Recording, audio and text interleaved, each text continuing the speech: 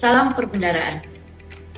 Rekan 090 Kasadonyo dalam melaksanakan tugas sebagai Treasurer, Regional Chief Economist dan Financial Advisor KPPN Solok berupaya memberikan layanan terbaik kepada para pemangku kepentingan. KPPN Solok menjunjung tinggi integritas dan memberikan layanan secara rancak, responsif, akuntabel, nyaman, cepat, akurat, dan kompeten, serta tanpa biaya. Apabila menemukan hal-hal yang bertentangan dengan nilai-nilai integritas, profesionalisme, mitra kerja dapat menyampaikan pengaduan melalui saluran pengaduan resmi sebagai berikut.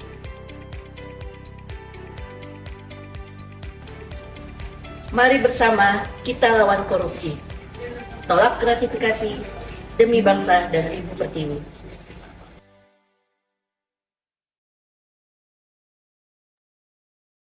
Assalamualaikum warahmatullahi wabarakatuh. Yang terhormat, Kepala Kantor Pelayanan Perbendaharaan Negara Solok, yang sama-sama kita hormati, Kepala Seksi MSKI Kantor Pelayanan Perbendaharaan Negara Solok, yang sama-sama kita hormati, Kepala Seksi Penjaminan Kualitas Data KPP Pratama Solok, seterusnya Bapak Ibu tamu undangan KPPN Solok yang telah berkesempatan hadir pada acara kita pagi hari ini. Puji syukur marilah kita ucapkan kehadirat Allah Subhanahu wa Ta'ala, Tuhan yang Maha Esa. Atas rahmat-Nya lah kita pada kesempatan kali ini dapat melaksanakan kegiatan press release APBN dan evaluasi pelaksanaan anggaran tahun anggaran 2023 untuk wilayah kerja KPPN Solo. Bapak Ibu yang kami hormati, kita langsung ke acara inti kita, yaitu press release APBN Belanja Negara yang akan disampaikan oleh Kepala Kantor Pelayanan Perbendaharaan Negara Solo kepada Ibu Ika Sari Hinayatun, disilahkan.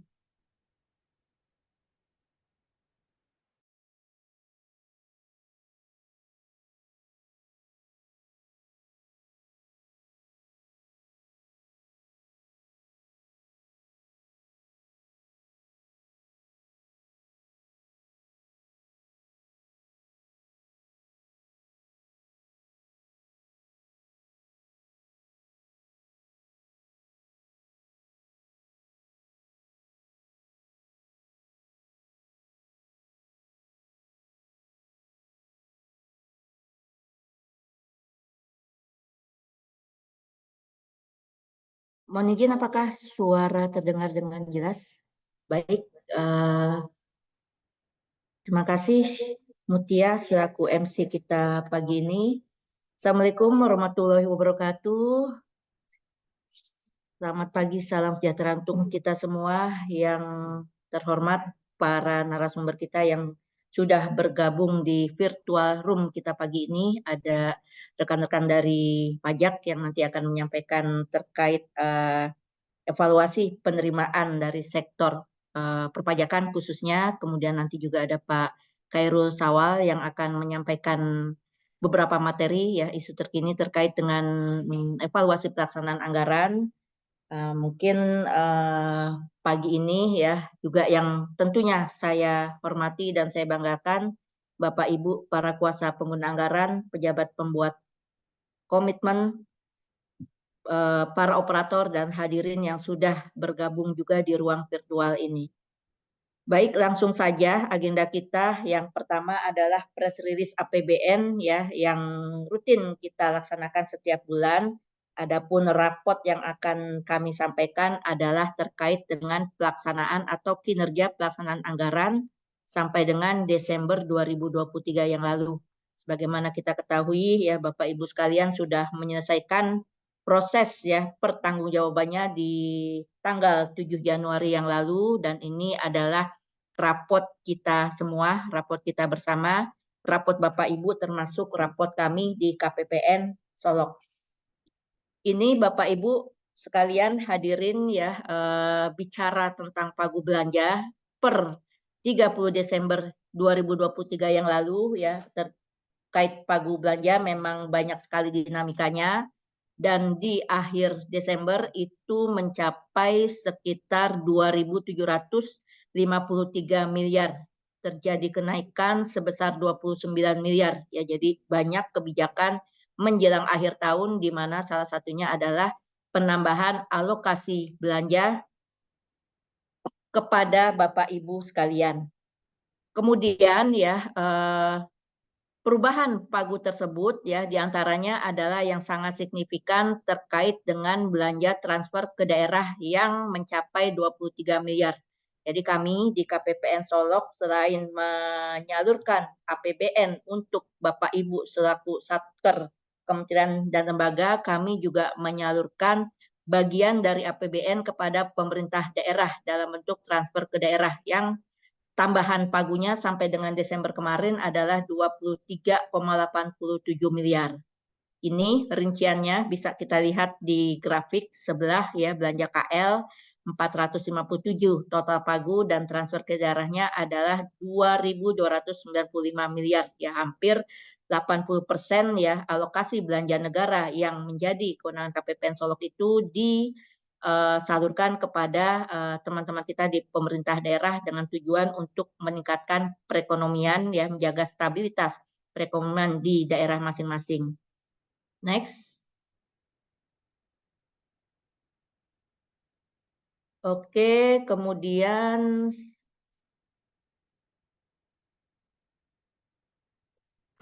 bicara tentang realisasi ya, kalau tadi pagu sekarang realisasinya jadi langsung bisa kita lihat di tayangan ya, antara Desember 2022 secara kementerian dan lembaga yang warna biru dan Desember 2023 ya secara kementerian lembaga dan juga TKD di tahun 2023. Jadi relasi belanjanya per 30 Desember rata-rata sudah berada di angka di atas 95%. Jadi kalau bicara tentang realisasi ya per 31 Desember yang lalu itu mengalami peningkatan yang signifikan dibandingkan periode 31 Desember 2022 ya, yang kelihatan signifikannya adalah di sisi belanja transfer ke daerah yang mana memang di 2023 kami mendapat kewenangan tambahan untuk menyalurkan beberapa dana yang diperuntukkan kepada teman-teman di pemerintah daerah. Ini Bapak Ibu berikutnya per jenis belanja ya, bisa kita rapot ya kinerja kita sekalian ya dari ya pagu yang sudah kita sampaikan ya di November yang lalu dan Desember adalah 457 miliar ya, realisasinya per jenis belanja juga capaiannya berada di atas 90% ya. Paling tinggi untuk belanja pegawai yang realisasi per Desember adalah di angka 284 miliar, diikuti oleh belanja barang 157 miliar, dan belanja modal 8,56 miliar ya, walaupun secara proporsi ya, secara porsi lebih kecil dari dua jenis belanja, tetapi secara persentase, secara komposisi juga lebih tinggi dibandingkan dengan belanja barangnya sendiri. Next. Kemudian bicara tren ya, ini ada yang warna-warni melambangkan bulan ya. Jadi kalau yang hijau itu adalah tren ya yang terjadi di Desember yang lalu ya per jenis belanja. Memang yang sangat signifikan adalah sebenarnya kalau mau kita katakan belanja barang ya, sepanjang tahun belanja barang itu mencapai puncaknya di Desember ya. Sementara kalau untuk belanja pegawai sendiri itu justru puncaknya adalah ketika Bapak Ibu ya selaku Satker melakukan pencairan atau pembayaran THR dan gaji ke-13. Jadi untuk Desember ya realisasinya walaupun dibanding bulan November hanya naik 44%, tetapi tidak lebih tinggi daripada penyaluran yang atau permintaan pencairan dana yang dilakukan pada bulan April dan Juni ya, ketika kita semua menerima THR dan gaji 13 ya. Kemudian kalau untuk belanja barang memang trennya seperti itu. Jadi ketika di Desember angkanya sangat signifikan ya kenaikannya, yaitu naik 81% dibandingkan dengan bulan November. Dan untuk belanja modal sendiri ya naiknya juga kalau kita lihat memang tidak terlalu banyak dibandingkan dengan bulan November ya, tetapi ini sudah secara tadi ya persentasenya adalah 99% realisasi untuk penyerapan di sisi belanja modal ya, jadi 2,15 naik sebesar 57% kurang lebih.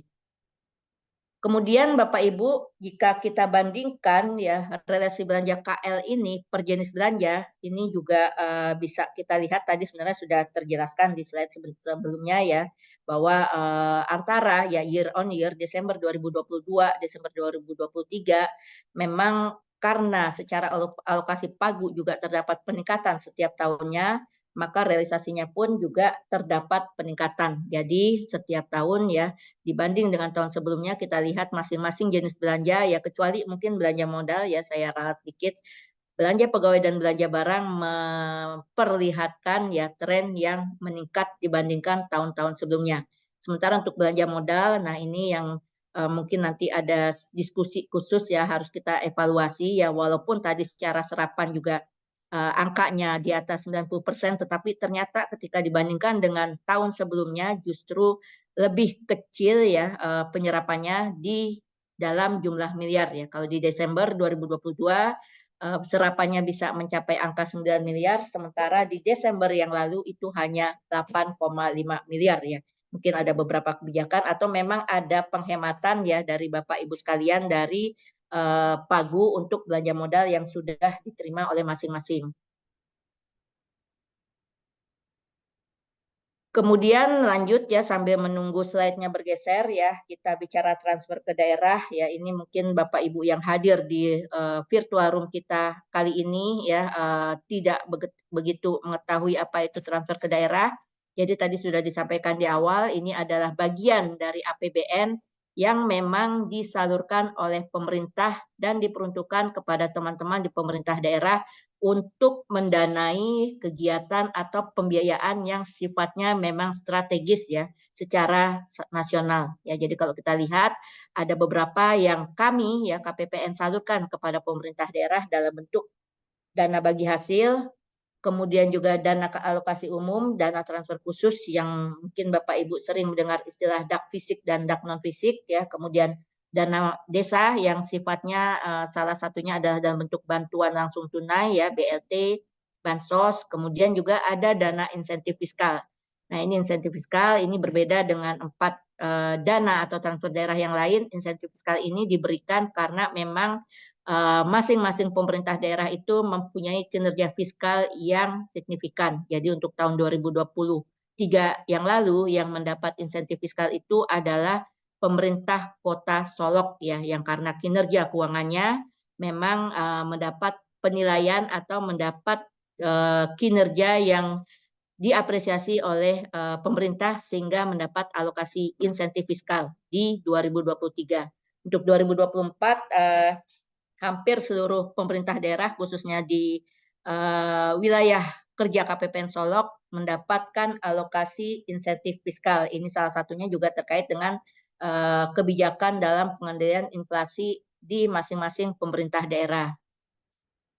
Lalu kalau tadi kita perbandingkan belanja Bapak Ibu sekalian, Kementerian Lembaga, ini adalah relasi belanja transfer ke daerah yang telah disalurkan oleh KPPN pada bulan Desember 2023 yang lalu. Jadi kalau kita bandingkan year on year, kembali sekali lagi year on year, bisa kita lihat kenapa untuk DBH, DAU, dan juga insentif fiskal itu tidak ada angka pembandingnya di tahun 2022. Karena memang kebijakan penyaluran 3 jenis ya, 3 kategori transfer ke daerah ini baru dilakukan di tahun 2023 yang lalu.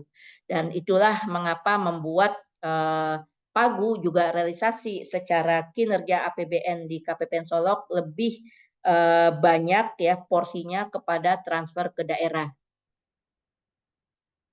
Selanjutnya Bapak Ibu ini nilai rapor kita di tahun 2023 yang lalu ya. Terima kasih support dan dukungannya, kontribusi Bapak Ibu semua. Secara umum untuk nilai IKPA kita mengalami peningkatan dibandingkan dengan tahun 2022 sesuai harapan kami, sesuai target kami, dan mudah-mudahan ini juga inline ya dengan IKPA Bapak Ibu semua. Tapi ada beberapa hal yang perlu menjadi catatan. Ternyata kenaikan secara umum itu juga tidak diikuti oleh kenaikan secara keseluruhan ya. Jadi boleh kalau kami evaluasi, kami minta perhatikan Bapak Ibu sekalian bahwa pertama ya ada 3 di sini kita bicara tentang capaian output dulu. bahwa untuk kategori ya indikator capaian output nilainya tidak jauh lebih baik dibandingkan tahun yang lalu. Sedikit saja ya, ini mungkin kurang apa ya, kurang waktu atau kurang apa. Jadi untuk indikator capaian output ini nilainya hanya 24,74, lebih rendah dibandingkan tahun 2022 ya, sedikit sebenarnya 0,0 sekian, tapi sayang aja gitu. Sebenarnya mungkin kita bisa menyamakan ya, tapi ini menjadi PR kita ke depannya. Kemudian untuk pengelolaan UP dan TUP. Nah, ini Bapak Ibu yang sudah mengajukan UP ya, bahkan mungkin ada yang mengajukan TUP ya, Satker KPU. Saya monitor juga sudah mengajukan TUP yang cukup signifikan ya, agar bisa memperhatikan ya batas waktu penyampaian penggantiannya ya. Jadi kalau misalkan pengajuan UP pertamanya di tanggal berapa, nah ini nanti tolong perhatikan komponen-komponen yang menjadi penilaian indikator dalam hal pengelolaan UP dan TUP. Jadi ini kasusnya kemarin ya di 2023 evaluasi kami ya, bahwa memang pengelolaan UP ini tidak maksimal. Jadi mungkin Bapak Ibu karena ada keringanan dalam hal ya kapan atau berapa nominal yang bisa diajukan UP-nya ketika mungkin tidak maksimal, katakan 50%, Bapak Ibu sudah bisa mengajukan penggantian UP-nya. Nah, ini juga menjadi evaluasi kami tersendiri. Apalagi secara batas waktu itu juga terlewati. Ya, jadi ini untuk perhatian kita bersama, dicek kembali kapan Bapak Ibu melakukan pengajuan UP, kemudian kapan Bapak Ibu harus mengajukan kembali penggantiannya. Jadi insya Allah nanti secara nilai kita bisa lebih maksimal lagi. Ya, dan ini kemarin isu yang agak mengganggu juga, ada sisa TUP ya, jadi bukan UP tapi TUP. Nah, ini juga kalau memang rasanya nggak mungkin melakukan pengembalian, ya TUP-nya disesuaikan dengan kebutuhan saja. Jadi nggak usah diambil semua. Jadi kemarin ada sisa tambahan uang persediaan sebesar 1 miliar ya. Ini luar biasa sekali, 1 miliar. Mungkin rasanya bisa tercairkan, tapi ternyata ya di luar rencana. Nah ini tolong dipertimbangkan lagi ketika mengajukan tambahan uang persediaannya, disesuaikan dengan rencana, dan kalau memang rencananya masih belum jelas atau mungkin belum ada arahan dari pimpinan, ya sebaiknya di-keep atau bisa diajukan untuk TUP berikutnya. Ini ya. Kemudian dari sisi juga yang harus menjadi perhatian kita ya karena nilainya lebih rendah, yaitu indikator halaman 3 DIPA. Nah, ini mumpung di awal tahun ya, mohon kerjasama sinergi dari para pengelola keuangan ya ketika Bapak Ibu merencanakan sesuatu ya, ini memang belum ada arahan terkait dengan pembuatan rencana halaman 3 DIPA-nya ya, kami pun masih menunggu arahan. Nah, tolong nanti ketika menyusun suatu rencana kemudian merealisasikannya dan mempertanggungjawabannya itu harus disesuaikan ya, agar tidak terjadi deviasi, karena isu di halaman 3 DIPA ini adalah terkait deviasi ya dari ya rencana yang sudah Bapak Ibu lakukan, kemudian ternyata pertanggungjawabannya tidak sesuai dengan apa yang direncanakan. Ya, jadi seharusnya idealnya RPD pada halaman 3 DIPA ini ya bisa ya, ini bukan tidak dijadikan ya. Artinya sebenarnya bisa membantu kita dalam melakukan pelaksanaan anggaran ya. Jadi pertimbangannya juga adalah bahwa yang menjadi tantangan kita bersama adalah untuk revisi halaman 3 ini beda ya, perlakuannya ini tidak dilakukan setiap bulan tetapi justru tiap awal triwulan. Jadi silakan nanti Bapak Ibu bisa membreakdown ya rencana pengeluarannya tidak per bulan tetapi mungkin setiap triwulan sudah mempunyai rencana-rencana kerja sehingga ketika dieksekusi ya, ketika Bapak Ibu mengajukan revisi itu bisa menyesuaikan dengan halaman 3 DIPA-nya. Itu ya Bapak Ibu terkait IKPA, terima kasih. Ini kalau boleh kami sampaikan apresiasi untuk wilayah KPPN yang ada di Provinsi Sumatera Barat, KPPN Solok ini IKPA-nya termasuk yang tinggi ya, dan kategorinya adalah sangat baik karena di atas 95. Ya, terima kasih sekali lagi Bapak Ibu supportnya. Kita bergeser ke slide berikutnya. Ini ya sama masih yang tadi terkait nilai IKPA-nya per pointernya ya. Jadi tadi sudah kita sampaikan, mudah-mudahan nanti di awal 2024 ini bisa menjadi perhatian kita bersama bagaimana kita bisa ya dari mungkin sisi halaman 3 DIPA ini yang menjadi tantangan dimanapun ya, di Bapak Ibu, di kami ya, ketika kita sudah merencanakan, kemudian ternyata rencananya itu harus ada perubahan ya, dinamika kebijakan dari pimpinan, bagaimana kita mensinkronkan ya antara halaman 3 Dipa kita dengan penyerapan anggaran atau pelaksanaan anggarannya, eksekusinya. Next, terkait isu digitalisasi pembayaran. Nah, ini ada dua hal. Yang pertama, kartu kredit pemerintah dan DigiPay, dua-duanya menjadi tantangan kita semua, menjadi yang secara kebijakan sebenarnya ini sudah lama digaungkan oleh pemerintah kita, namun ya secara eksekusi masih sedikit kontribusi kita semua ya, dan ini mungkin kalau kita review, kita evaluasi sebenarnya di triwulan 4 kemarin secara pelaksanaan implementasi KKP kami ditargetkan sebesar 1 miliar nih Mas, 1,6 ya, angka yang bukan sedikit ya, karena ini pun Bapak Ibu support kami dalam sisi KKP ini akan sangat luar biasa ya, tidak mungkin pun tidak akan terpenuhi asumsi Bapak Ibu juga melaksanakan kebijakan KKP ya. Jadi sampai di 31 Desember yang lalu terbukti memang kami di KPPN Solok ya atas kontribusi Bapak Ibu sekalian hanya bisa merealisasikan atau mencapai target sebesar 15,79% dari jauh ya, sangat jauh sekali kalaupun dilakukan ranking secara nasional ini mungkin urutannya ada di bawah. Tapi kami sekali lagi terima kasih kepada BPSIP Sumbar ya, kemudian BPSI Tanaman Buah Tropika, KPPN Solok dan PN Koto Baru ya, walaupun kami juga tertatih-tatih ya melakukan implementasi KKP, namun ini menjadi ya semangat kami, semangat kita bersama. Semoga juga bisa memotivasi Bapak Ibu karena kebijakan KKP ini juga masih berjalan di 2024 ya, apalagi kalau isu pelaksanaan pembayaran ya transaksi pemerintah itu dilakukan secara digital ya, artinya ini akan meminimalisir, mengurangi ya transaksi yang Bapak Ibu lakukan secara tunai. Ya nanti silakan diskusinya karena kami juga mendapat isu ya terkait tantangan Bapak Ibu di sana, dan kami juga sudah coba koordinasi dengan lembaga keuangan perbankan ya yang menjadi mitra kami, apa yang kami rasakan selama ini ya kendala-kendalanya. Nah ini nanti akan kami coba fasilitasi.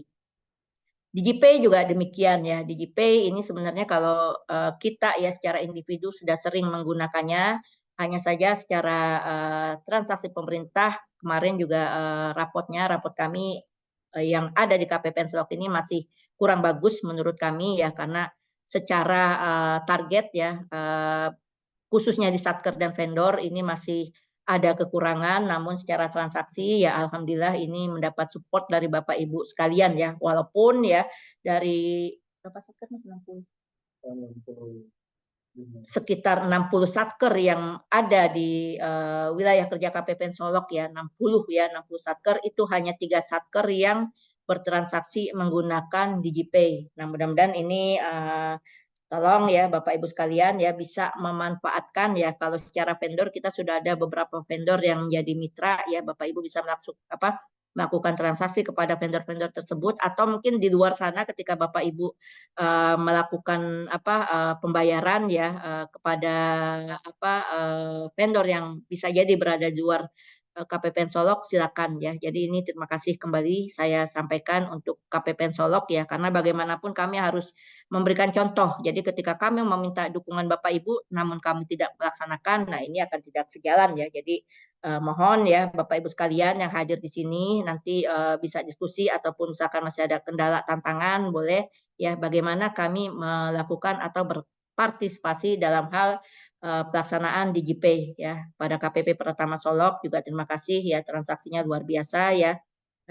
Tetap ya ditingkatkan ya PN Solok juga. Nah ini seharusnya PN yang lain pun mengikuti jejak dari saudaranya ya yang ada di Solok ya. Mudah-mudahan bisa membantu kita untuk peningkatan transaksi secara digital di tahun 2024 ini. Ini Bapak Ibu rapor ya penggunaan transaksi KKP ya. Ini ya kalau kita lihat targetnya ya, nilai UP yang Bapak Ibu miliki. Makanya kemarin di awal mungkin Bapak Ibu sempat ada yang berkeluh kesah kenapa porsi UP kami kok disesuaikan. Ya ini salah satunya adalah dengan pertimbangan hasil evaluasi kami ya. Pertama dari segi KKP ya masih minim ya, makanya itu kami sesuaikan. Kemudian dari sisi UP-nya sendiri ya Bapak Ibu juga tidak maksimal, dalam mengelola UP masing-masing. Makanya kemarin kami mencoba menyesuaikan, semoga juga tidak menjadi beban Bapak Ibu, dan kalaupun memang dibutuhkan ya real ya secara tunai transaksinya masih lebih besar dibandingkan UP-nya, silakan ya Bapak Ibu bisa mengajukan dispensasi untuk perubahan porsi KKP-nya. Jadi disesuaikan di sana. Nah, baru nanti kami akan mencoba mengevaluasi kembali ya. Jadi untuk UP-UP yang mungkin Bapak Ibu biasa menerima penuh ya, karena berdasarkan evaluasi kami di 2023 secara penilaian mengganggu ya, makanya itu akan kami sesuaikan. Nanti silakan ya Bapak Ibu bisa mengajukan kalau memang UP-nya terbatas ya, tidak cukup, silakan kita bisa menggunakan mekanisme tambahan uang persediaan ataupun LS yang menurut kami itu lebih praktis ya, dan tidak ada semacam apa ya, semacam syarat dan ketentuan yang berlaku secara khusus ya. Kalau UP biasa kan mungkin kita harus apa, seperti apa. Nah itu ya, dan ini tadi ya sudah kita sampaikan satkernya di awal, mudah-mudahan yang satker pengguna UP KKP ya di 2023 terdapat 25 satker, walaupun dengan penyesuaian besaran UP KKP-nya tetap bisa berkontribusi dalam hal transaksi kartu pembayaran pemerintah. Lalu ini mungkin angkanya bisa saja berubah ya Bapak Ibu di awal kemarin ya, untuk UP KKP 2024 ini listnya ya 16 satuan kerja ya sudah mengajukan ya dengan porsi ya yang sementara tercatat di kami ya, nilainya juga tidak main-main ya, mudah-mudahan walaupun kecil ya Bapak Ibu tetap bisa berkontribusi dari sisi pelaksanaan atau implementasi pembayaran secara digital melalui kartu kredit pemerintah. Target kami di triwulan 1 sebenarnya tidak besar ya kalau Bapak Ibu semua berpartisipasi atau berkontribusi ya. Kalau kami sendiri tentu akan besar sekali ya. Ini triwulan 1 Januari, Februari, Maret, sementara ya ini acuan kami di tahun 2023 yang lalu adalah 61 juta. Jadi kalau lihat nominal yang ada di Bapak Ibu seharusnya ini bisa terpenuhi ya paling tidak 50% ya. Mudah-mudahan ya, mohon dukungannya. Ini ada catatan, nanti yang merasa sudah mengajukan silakan konfirmasi saja biar statusnya bisa kita update. Ini tadi ya rincian satuan kerja yang menggunakan transaksi secara digital ya melalui DigiPay ya, ada 3 tadi sudah disampaikan di depan. Dan ini sebagai penutup ya, sebelum menutup sesi press release, mungkin yang perlu kami sampaikan di sini adalah langkah-langkah strategis pelaksanaan anggaran tahun 2024 ya. Saya yakin Bapak Ibu juga sudah mulai melaksanakan ya. Pertama tadi ya dari sisi perencanaannya, karena ini nanti kaitannya dengan halaman 3 DIPA. Jadi nanti ya dari sisi peningkatan kualitas perencanaan, Bapak Ibu bisa melakukan kembali review ya dana yang sudah Bapak Ibu terima ya DIPA-nya dipelajari lagi ya, mana tahu ada yang perlu disesuaikan, buat rencana sebaik mungkin ya, artinya yang memang artinya dana itu ada karena rencana Bapak Ibu sekalian. Jadi kalau memang ada kegiatan yang di luar rencana, silakan dikoordinasikan kembali, konsolidasikan apakah memang dibutuhkan revisi anggaran dengan tetap memperhatikan batas waktu revisinya ya, karena kita untuk revisi anggaran ketika dia merubah digital stamp itu akan mempengaruhi penilaian indikator dari revisi anggarannya juga ya.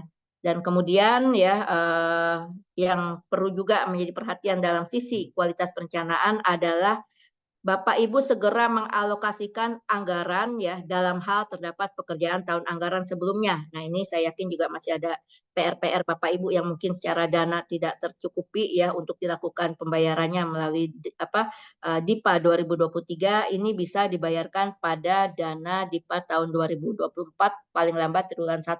Jadi silakan direncanakan ya, dipertimbangkan proses revisinya seperti apa. Jangan sampai ini menjadi tunggakan yang dibayarkan melewati triwulan 1. Kemudian dari sisi peningkatan ya, kedua peningkatan kedisiplinan dalam melaksanakan rencana kegiatan. Nah, ketika sudah membuat rencana ya kita harus disiplin ya apa yang kita rencanakan, karena kan secara kegiatannya juga sudah tertulis di situ ya, kegiatan apa yang harus kita lakukan sepanjang tahun, jumlah kegiatannya dan berapa dananya. Nah, ini kita juga harus disiplin. Kalau memang kita ingin melakukan penyesuaian, silakan dilakukan di waktu-waktu yang sudah ditentukan dan tetap sekali lagi disiplin dalam melaksanakan rencana yang sudah menjadi kesepakatan Bapak Ibu sekalian, ya. Kemudian melakukan akselerasi pelaksanaan program kegiatan dan proyek ya atau proyek ya ketika Bapak Ibu memang memiliki kegiatan dalam sifat apa atau dalam pengertian belanja modal. Nah, ini segera ditetapkan pejabat perbendaharaannya ya, pastikan ya bagi Bapak Ibu yang mengalami perubahan pejabat perbendaharaan silakan disesuaikan ya pejabatnya baik itu KPA, PPK, PPSPM dan bendahara ya paling lambat 1 bulan setelah diterima ya. Saya yakin dinamika organisasi kita hampir sama ya. Secara internal kami pun ada perubahan ya mungkin di Bapak Ibu juga. Nah, tolong itu pejabat perbendaharaannya, penetapannya dibuat sesegera mungkin. Tidak ada lagi alasan belum ada realisasi karena masih menunggu pejabat definitif ya. Jadi seharusnya sudah kelihatan itu siapa yang menduduki atau ditunjuk sebagai pejabat perbendaharaan ya. Percepatan juga ya jika memang ada belanja yang bisa dilakukan eksekusinya lebih cepat dilaksanakan sesuai dengan yang sudah direncanakan.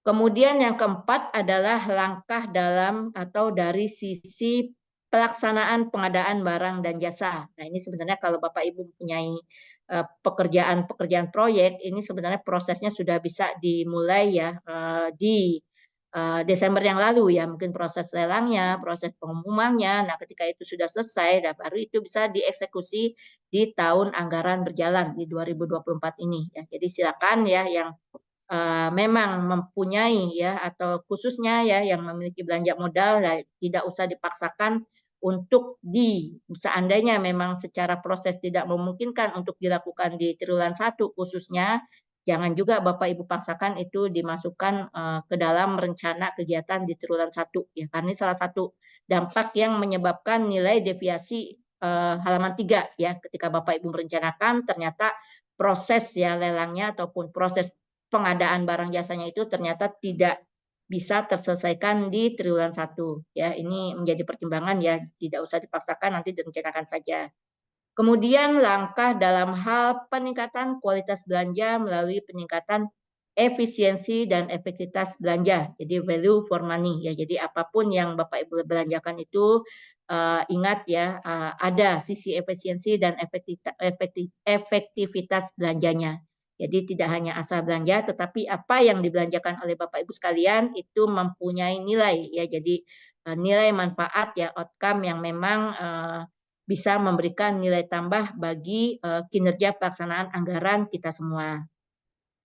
Lalu langkah yang keenam adalah ini harus adanya monef ya ketika sudah ada rencana, kemudian sudah ada eksekusi ya pelaksanaan anggaran. Nah, ini tetap harus dilakukan monitoring dan evaluasinya ya sejauh mana ya deviasi ya atau selisih ataupun mungkin ketidaksinkronan antara rencana dengan kegiatan yang sudah Bapak Ibu lakukan dan ini menjadi pedoman di triwulan berikutnya ya ketika ternyata terdapat deviasi, maka yang harus dilakukan di periode berikutnya adalah ya itu menyesuaikan dengan kebutuhan Bapak Ibu. Dan sekali lagi itu agar menjadi pedoman ya, tidak hanya oh kita kemarin rencana 10 ternyata penyalurannya itu hanya 5. Nah, ini seperti apa nanti di bulan berikutnya apakah kita juga menerapkan prinsip yang sama atau mungkin kita menyesuaikan dengan kebutuhan kita yang nyata ya.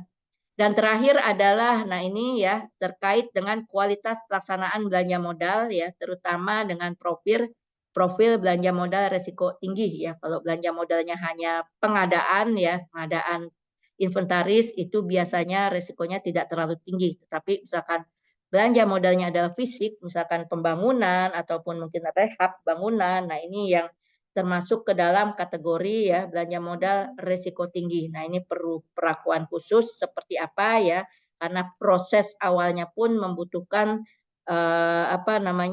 upaya yang tidak mudah ya. Kadang-kadang kita sudah melakukan pengumuman ya lelang ternyata belum ada peminat ataupun mungkin ketika sudah dipilih ya pemenangnya ternyata ada kendala ya dalam pelaksanaannya entah dari sisi penambahan waktu atau penambahan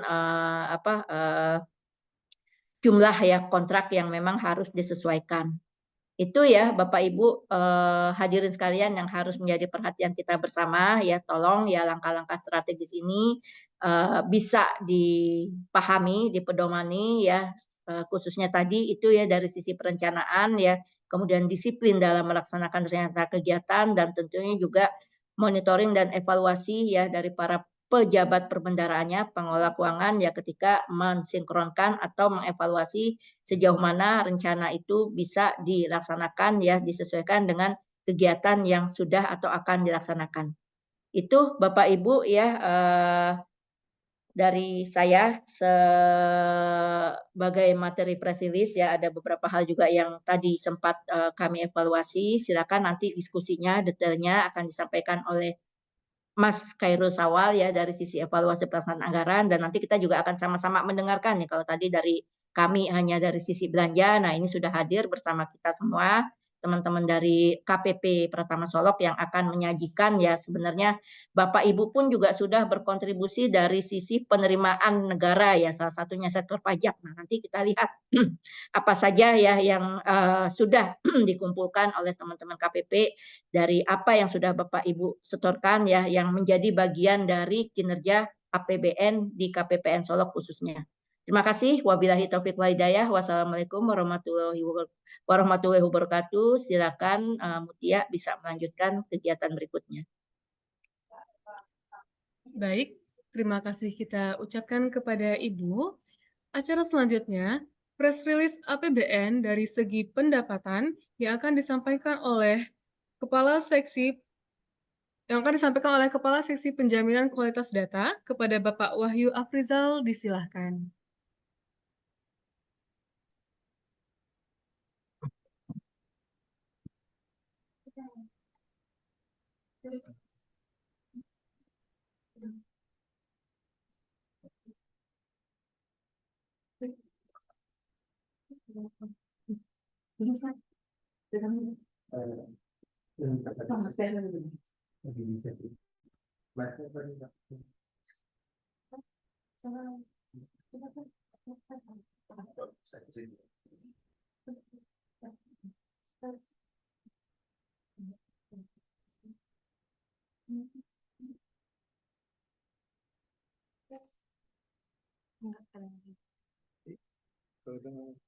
Kalau itu bisa di-unmute ya.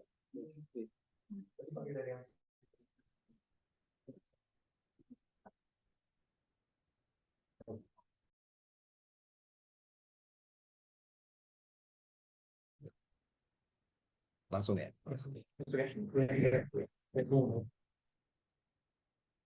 Assalamualaikum warahmatullahi wabarakatuh. Yang kami hormati Ibu Ika Sari, Kepala KPPN Solo, Pak Khairul, Kepala Seksi MSKI, PN Solo, dan yang kami hormati Bapak Ibu selaku pimpinan Kepala Satuan Kerja yang menjadi mitra dari KPPN Solo, dan juga sekaligus menjadi wajib pajak di wilayah KPP Pertama Solo. Terima kasih kami sudah diberi kesempatan untuk menyampaikan press release penerimaan dari sisi pajak sebagaimana yang Ibu Ika Sari sampaikan tadi.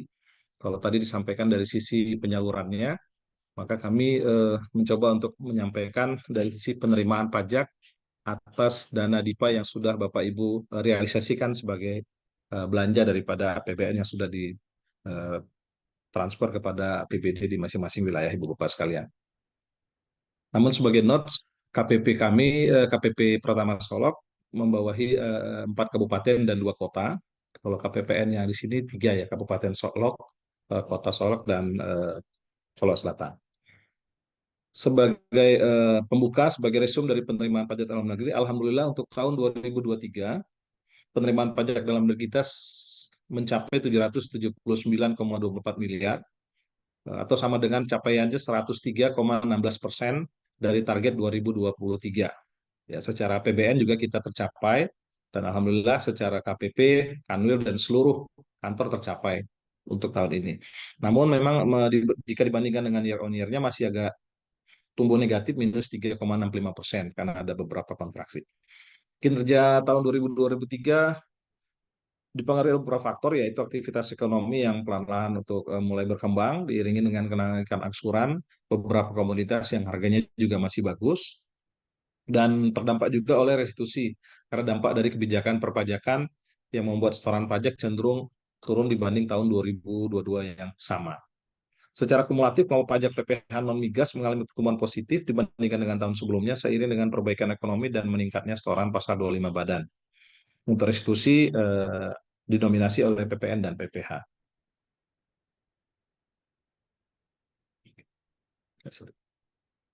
Ya. Nah, kemudian kalau kita lihat dari jenis pajaknya, ya kita bagi 4 besar, yaitu PPh non-migas, PPN dan PPNBM, PBB, dan pajak lainnya. Dari 4 jenis pajak tersebut yang mengalami peningkatan adalah PPh non-migas, ya ini PPh dan PPN, mengalami pertumbuhan positif sebesar 6,68% dengan capaian 98,78% dan memiliki kontribusi 44,83% dari seluruh penerimaan. Kemudian untuk PPN ini agak sedikit turun ya, minus 13,93% karena adanya dampak perubahan kebijakan peraturan serta beberapa restitusi atas jenis pajak yang dimaksud. Nah, ke depannya kita harap penerimaan pajak untuk 2024 ini akan tetap mencatatkan kinerja yang baik sejalan dengan membaiknya aktivitas ekonomi. Namun demikian, dengan basis penerimaan 2003 yang sedikit menurun secara keseluruhan, kinerja pertumbuhan kemungkinan akan mengalami normalisasi kembali di tahun 2024 ini. Ya, kami harapkan nanti dana serapan realisasi DIPA yang sudah diketuk dan disalurkan bisa lebih tinggi dari tahun sebelumnya ya, Bu. Next. Mana, Bu? Oh, dari sana ya. Oke, nah dari sisi jenis pajaknya tadi, 4 jenis pajak tadi kita breakdown lagi. Ya, jenis pajak untuk non migas itu ada kontraksi di PPh final minus 9,9% karena ada pembayaran dari program pengungkapan sukarela di tahun 2022 yang tidak berulang lagi di 2023. Karena ini program insentif yang sifatnya eh, tidak berulang. Kemudian untuk PPh 21 ya dari gaji dan tunjangan kita sekalian semuanya itu tumbuh sebesar 0,33%, 39% sejalan dengan pemberian bonus sektor jasa keuangan dan industri pengolahan serta pembayaran sertifikasi di tahun berjalan 2023. PPh 23 cukup baik, tumbuh sebesar 35,4% dikarenakan ada kenaikan aktivitas sektor industri pengolahan cukup positif. Nah, PPh Badan tumbuh dengan sangat baik sebesar 40%, adanya kenaikan angsuran PPh Badan. Artinya perusahaan-perusahaan besar ini cukup bagus omsetnya, sehingga setoran pajaknya juga cukup meningkat. Namun demikian, PPN dalam negeri mengalami penurunan pembayaran yang cukup besar, sebesar minus 14%, adanya dampak kebijakan peraturan, perpajakan, dan adanya restitusi pada jenis pajak ini. Dimana kita tahu untuk PPN ini diberikan insentif ya. Kemudian PBB mengalami kenaikan sebesar 7,82% seiring naiknya nilai NJOP, nilai jual objek pajak tanah, dan kenaikan produksi atas sektor perkebunan dan panas bumi. Next. Untuk restitusi tadi sebagaimana ini didominasi oleh PPN dalam negeri, terutama dari industri minyak makan kelapa sawit. Next. Penerimaan per sektor, kalau kita lihat dari sektornya, di sini ada beberapa sektor yang kita highlight. Pertama dari sektor kesenian, hiburan, dan rekreasi. Memiliki pertumbuhan yang paling besar yaitu 290%, ya seiring dengan mulai meningkatnya industri hiburan dan rekreasi. Kemudian dengan peningkatan perekonomian, sektor industri pengolahan cukup baik, tumbuh sebesar 43%. Penerimaan tertinggi sekali lagi masih ditopang dari sektor administrasi pemerintahan dan jaminan sosial wajib pajak, yaitu sebesar 271 M, mengalami pertumbuhan sebesar 5,31%, cukup dominan. Sektor pertanian, kehutanan, dan perikanan turun sedikit, minus 0,45%. Kemudian perdagangan besar dan eceran, walaupun penerimaannya memiliki kontribusi cukup besar, namun terkoreksi sedikit karena ada dampak kebijakan yang mengakibatkan penurunan tarif PPN dari 11% menjadi 1,1% untuk sektor sawit. Kemudian sektor konstruksi untuk proyek-proyek juga mengalami kontraksi sebesar minus 52% karena beberapa pekerjaan telah selesai di tahun 2022 ke 2023.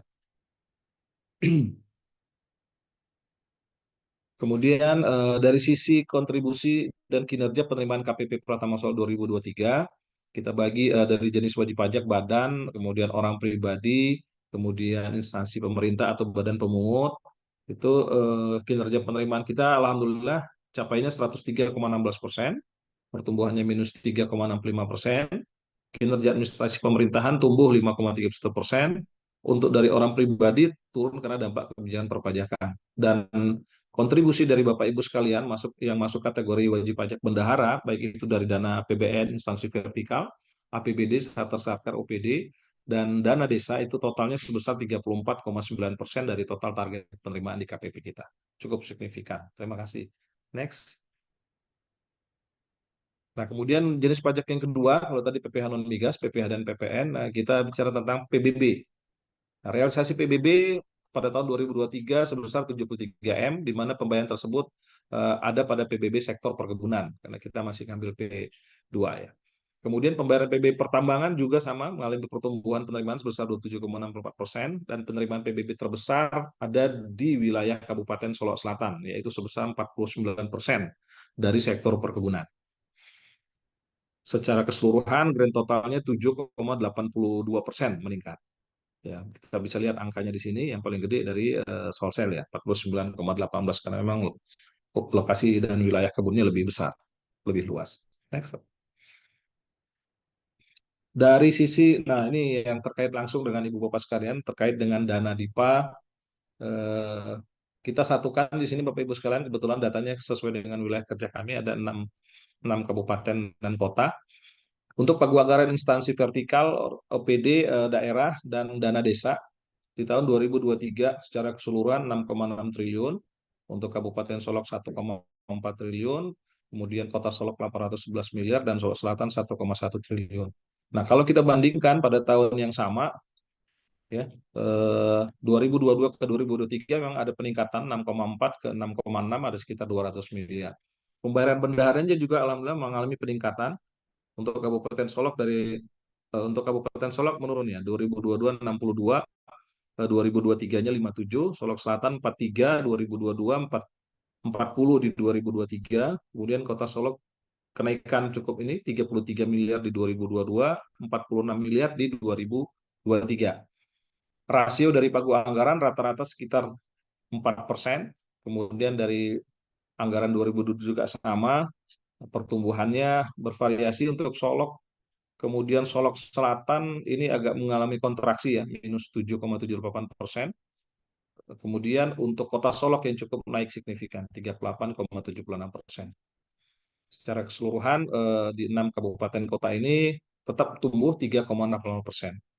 Setoran WP Bendahara sebesar 270 miliar, kontribusi terbesarnya dari 2023 naik. Kemudian penerimaan wajib pajak bendahara, selalu itu bukan wilayah KPPN. Oke, jadi ini Bapak Ibu sekalian memang rata-rata dari total DIPA di masing-masing kabupaten kota itu ya sekitar 4% gitu, yang terrealisasi menjadi penerimaan pajak. Baik itu dari PPh 21, 22 non-migas, PPN, dari belanja baik itu barang maupun jasa. Jadi sekitar 4%-an dari total DIPA itu yang kita tunggu penerimaannya di tahun bersangkutan. Jadi kalau 2024 ini udah turun ya mungkin nggak jauh-jauh beda dari ini, tapi mudah-mudahan ada sedikit peningkatan di tahun-tahun berikutnya. Next, Pak. Nah, ini kita coba bagi lagi, kalau tadi dari seluruh kabupaten, kalau ini kita lihat dari masing-masing OPD-nya. Kita bagi ada OPD, ada dana desa, ada instansi vertikal. Nah, untuk OPD, perangkat daerahnya, nah ini kita lihat Kabupaten Solok, jumlah satkernya ada 51, total anggaran 1,1 T, realisasi anggaran 992 miliar, 90%, total realisasi pajaknya 40 miliar atau sekitar 4,46%. Ya, sama ya, rasionya sekitar 4%. Demikian juga untuk Kota Solok ada 31 satker, total anggaran 687 miliar, realisasi 618 atau di 90%. Rasio pajak terhadap realisasi anggaran 5,17%. Atau kalau secara total anggaran 4,65%. Ya, masih lebih gede Kota Solok 5%, Kabupaten tadi 4,46. Kemudian Solok Selatan dari 933 anggarannya miliar, realisasinya 800, di 90% juga realisasinya sama masing-masing 90%. Kemudian rasio pajaknya 4,13% atau sekitar 34,6 miliar. Kemudian terkait dengan pengelolaan dana desa. Nah, jadi dana desa ini sebagian belanjanya juga ada unsur pajaknya juga, PPh 21, mungkin 22 untuk belanja barang, 21, 23 untuk jasa, Masing-masing Kabupaten Solok itu ada 147 miliar dari 74 dana desanya. Kemudian realisasi anggaran ada hanya sedikit di sini, 75 miliar, 51%. Kemudian realisasi pajak yang dibayar dari dana desa tersebut adalah sebesar 2,9 miliar atau 3,92%. Kemudian untuk Solok Selatan ada 4,23%. Kemudian yang terakhir insensi vertikal. Vertikal ini berarti di luar APBD yang APBN. Masing-masing kota juga sama, ada Satker 12. Kemudian total anggarannya misalkan Kota Solok ini 123 miliar, realisasinya 107 miliar, dengan realisasi rata-rata di sekitar 85%. Kemudian setoran rasio pajak terhadap realisasi anggaran sekitar 4%. Jadi memang dari dana DIPA yang disalurkan itu ya tertinggal 4%-nya yang udah Bapak Ibu setorkan sebagai bentuk kontribusi pajak yang masuk kembali ke APBN. Terima kasih Bapak Ibu sekalian. Ini mudah-mudahan bisa kita jaga. Dan 4% ini cukup tinggi dibandingkan dengan wilayah kerja di Indonesia lain. Next. Nah, kalau tadi dari sisi penerimaan, kemudian kami tambahkan sedikit ya Bu, satu slide untuk SPT tahunan PPH 2023. Nah, komposisi penyampaian SPT tahunan mencapai 67.000 SPT yang disampaikan media elektronik melalui internet, ada 57.000 SPT atau sama dengan 86%, dan secara manual masih ada sebesar 13% karena memang masih ada beberapa nagari yang secara internet dia nggak mumpuni yang harus secara manual disampaikan. Nah, mudah-mudahan ini bisa berkurang seiring dengan bagusnya jalan internet. Total SPT-nya. Next.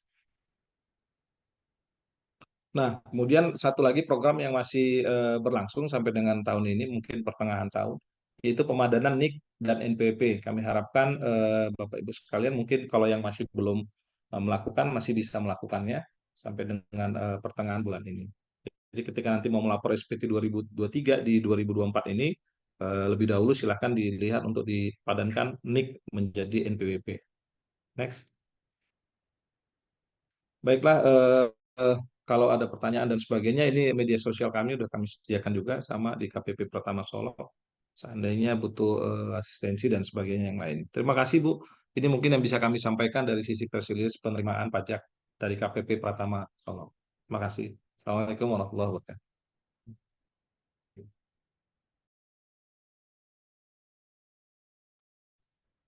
Terima kasih kita ucapkan kepada Bapak. Acara selanjutnya, evaluasi pelaksanaan anggaran tahun 2023 yang akan disampaikan oleh Kepala Seksi MSKI KPPN Solo kepada Bapak Khairul Syawal, disilahkan.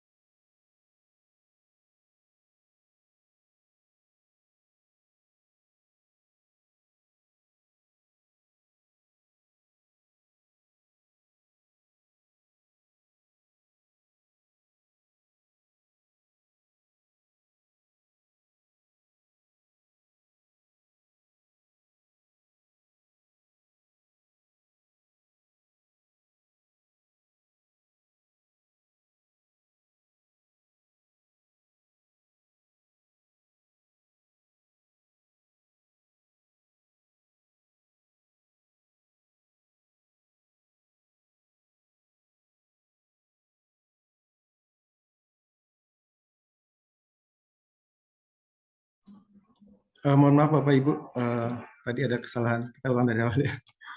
Baik, Assalamualaikum warahmatullahi wabarakatuh. Baik Bapak Ibu, sudah kedengaran nih Mas? Jadi kita membahas evaluasi pelaksanaan anggaran periode Desember 2023. Seperti biasa kita melakukan evaluasi ini dari hasil penilaian nilai IKPA ya. Nah, tadi sudah disampaikan oleh Ibu Heni bahwa kita mencapai IKPA tahun 2023 ini mencapai 96,05. Jadi nilai kita termasuk yang paling tinggi, nomor 1 di Sumatera Barat. Kami ucapkan terima kasih atas kerjasama Bapak Ibu. Mohon maaf juga kalau misalnya kita sering agak rewel dalam artian kita mengingatkan supaya periode pertanggungjawaban GU, TUP, dan porsinya sesuai dengan aturan ya, semata-mata untuk menjaga supaya kualitas pelaksanaan anggaran kita tetap sangat baik gitu ya. Kemudian kita lihat di sini tren untuk IKPA per triwulan dari triwulan 1, triwulan 2, triwulan 3, dan triwulan 4. Dari awal tahun ada peningkatan, kemudian di triwulan 3 ada penurunan, dan triwulan 4 ada sedikit peningkatan. Ini sebenarnya biasanya di triwulan 4 ini secara umum ya dari tahun-tahun biasanya mengalami penurunan. Hal ini terkait karena eksekusi belanja kontraktual ya. Jadi banyak satker yang baru mendapatkan alokasi belanja modal itu di periode triwulan 4 sehingga nilai akselerasi belanja kontraktualnya hanya mencapai 70%.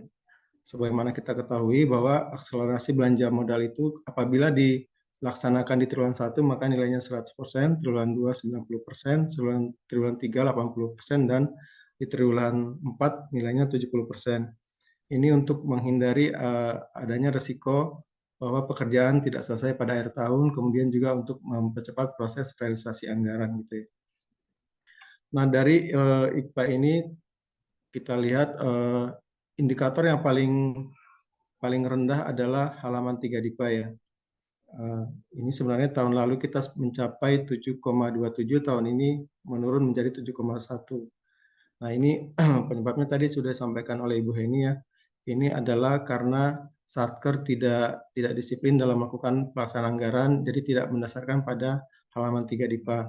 Kemudian Satker juga tidak melakukan update halaman 3 DIPA di periode awal triwulan. Jadi seluruh satuan kerja diberikan kesempatan untuk melakukan revisi halaman 3 DIPA pada 10 hari kerja pertama di awal triwulan. Jadi diharapkan Satker memanfaatkan masa tersebut untuk melakukan penyesuaian revisi halaman 3 DIPA, rencana penyarikan dananya. Nah, di sini ketika kita lihat bahwa untuk deviasi di sini banyak sekali yang merah ya Bapak Ibu ya. Deviasi yang aman itu adalah plus minus 5% gitu ya. Jadi ini mohon untuk menjadi perhatian, terutama itu yang paling besar itu di belanja pegawai.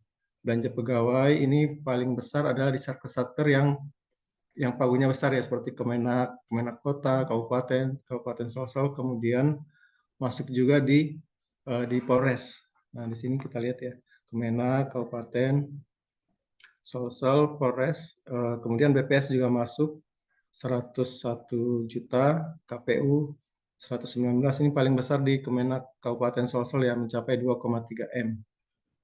Nah, kemudian Bapak Ibu harap menjadi perhatian ya nanti untuk periode 2024 ini supaya nanti revisi halaman 3 DIPA-nya dilakukan rutin setiap awal triwulan. Kemudian untuk belanja barang kita di sini ada beberapa juga yang masih deviasi ya. Dari total deviasinya ini kita kurang 2,8 M dari rencana. Nah, di sini Kantah Kabupaten Solok nilainya 270 M, kemudian Polres Solok 359, maaf ini juta ya, 270 juta, kemudian 399 juta, Polres Solok 474 juta, kemudian BPS IT 215 juta, dan BPS Kabupaten Solok 837. Sebenarnya di satker lain juga ada deviasi, cuman nilainya tidak signifikan ya. Jadi yang kita highlight ini adalah deviasi yang nilainya besar dan sangat berdampak pada IKPA kita sebagai BUN, dan nanti nilai ini akan juga ditarik ke Kanwil gitu ya Bapak Ibu. Kemudian untuk belanja modal kita ada deviasi sebesar 400 juta. Ini ada di sebagian besar ada di 5 satker ini ya, di Kanta Kabupaten Solok, BPS Solok, kemudian Kejaksaan Solsel, PN Kota Baru, dan Kanta Kota Solok. Kemudian kita masuk di realisasi anggaran. Realisasi anggaran kita mencapai 98,40%. Kalau dilihat per ini, per jenis belanja targetnya mencapai semuanya yang melewati target. Cuman sebagai catatan ada juga beberapa satker yang targetnya tidak terpenuhi. Untuk belanja pegawai kita semuanya alhamdulillah aman, belanja modal juga aman. Tapi untuk belanja barang ada di 5 satker yang realisasinya tidak mencapai target 90%.